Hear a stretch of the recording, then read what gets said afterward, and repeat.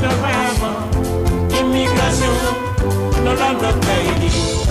Immigration, laissez les gens. Immigration, protégez le monde. Immigration, protégez les français.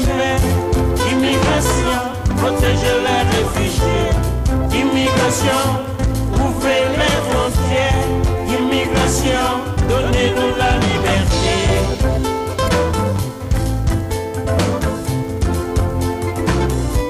On pourrait parler de liberté économique aussi, parce que l'écart sans cesse croissant entre la situation économique des personnes immigrantes et celle des Canadiens de naissance inquiète les économistes de la Banque TD. René, non seulement les personnes immigrantes en souffrent, ça bien sûr, mais l'économie canadienne aussi. Oui, parce que selon l'étude de la Banque, le PIB du Canada serait de 2% plus élevé si les immigrants avaient le même taux d'emploi que les non-immigrants.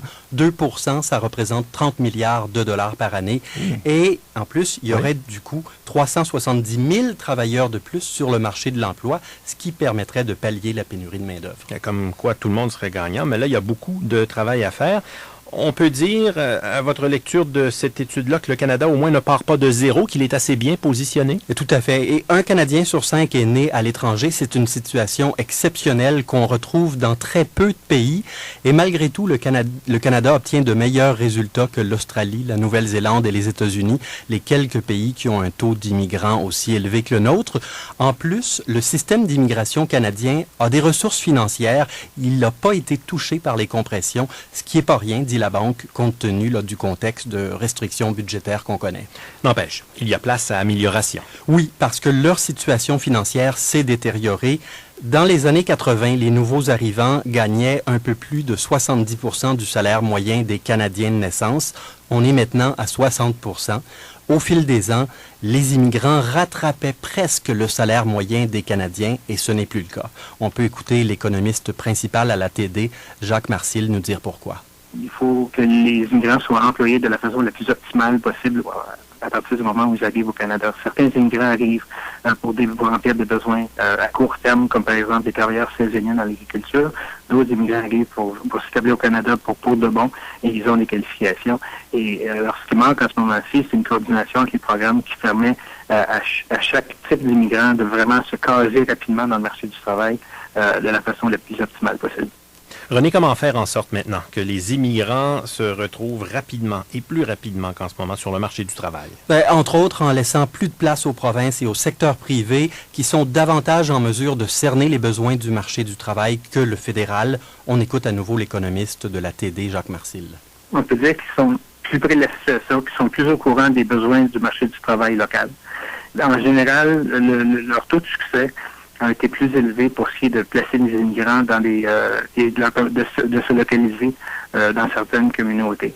Et ça devient de plus en plus important parce que les immigrants choisissent de plus en plus de s'établir à l'extérieur des trois grands centres où ils s'établissaient de façon traditionnelle, c'est-à-dire Toronto, Montréal et Vancouver.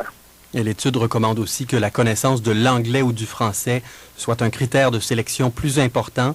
Il faudrait aussi lever les barrières des ordres professionnels qui font en sorte que les immigrants spécialisés se retrouvent chauffeurs de taxi avec une maîtrise ou un doctorat. Et toujours selon l'étude, il y a une possibilité pour le Canada, en améliorant le système, d'acquérir le titre du meilleur pays en matière d'accueil des immigrants, ce qui donnerait au Canada un avantage concurrentiel majeur sur la planète. Quelles sont les réactions? J'ai parlé à la professeure de relations industrielles à l'Université de Montréal, spécialiste des questions de l'immigration et de l'égalité sur le marché du travail, Marie-Thérèse Chicha, qui se dit en accord avec les recommandations de la Banque TD. Elle insiste par contre pour qu'on n'oublie pas les immigrants déjà installés au Canada. La solution serait justement que les immigrants qui sont déjà là, d'abord, pour commencer, qui sont très nombreux, et qui sont déqualifiés, c'est-à-dire que ce sont des immigrants qui ont des diplômes universitaires, qui sont beaucoup plus diplômés que la population en général, au moins le double du pourcentage, que ces immigrants qui ont des qualifications qui sont inutilisées parce qu'ils travaillent dans des dollaramas ou comme chauffeurs de taxi, que ces immigrants, on puisse leur donner une formation d'appoint qui leur permette d'utiliser leurs compétences acquises à l'étranger dans notre économie. Et Marie-Thérèse Chicha souligne là, qu'il reste aussi du travail à faire en matière de racisme. Autre son de cloche, par contre, du côté de l'Institut Fraser, pour qui le Canada est en surplus d'immigrants. L'Institut Fraser recommande de faire passer les niveaux d'immigration de 250 000 à 100 000 par année pendant quelques années, le temps là, que la question du chômage chez les immigrants se résorbe.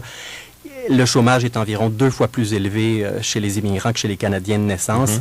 Mais en même temps, l'Institut sait que ça ne se fera pas parce que tant les libéraux que les conservateurs, maintenant, dépendent du vote des immigrants pour parvenir ou se maintenir au pouvoir. Bon, disons que le premier ministre Harper a quand même dit dans son discours à Davos que son gouvernement prépare une réforme de l'immigration. Le premier ministre a en tête le vieillissement de la population et les besoins de main-d'œuvre. On verra ce que ça donnera. Quelle ampleur ça aura. Bien voir. Merci beaucoup, René. Au plaisir.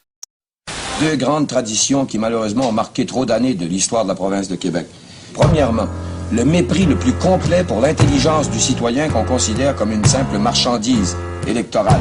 Et deuxièmement, la servilité d'un parti de rois nègres qui sont en fait les valets de chambre de certains gros intérêts, surtout les plus rapaces, qui eux aussi méprisent la population comme une espèce de tribu arriérée qui est faite pour être exploitée à loisir. Autour maintenant du chef du parti.